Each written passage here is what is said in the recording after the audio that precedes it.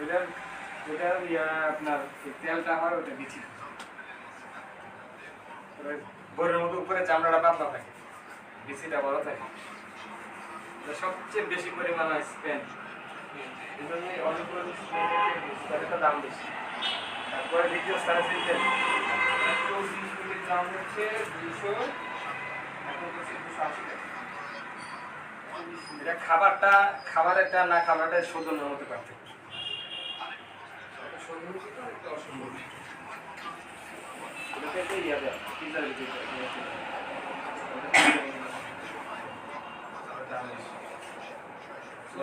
ওটা কিন্তু এত পাতলা না যেটা খাওয়া করে পাতলা নেই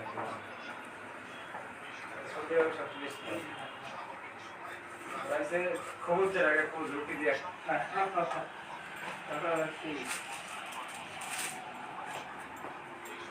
সৌদি মানে যেগুলো জায়গায় জায়গায়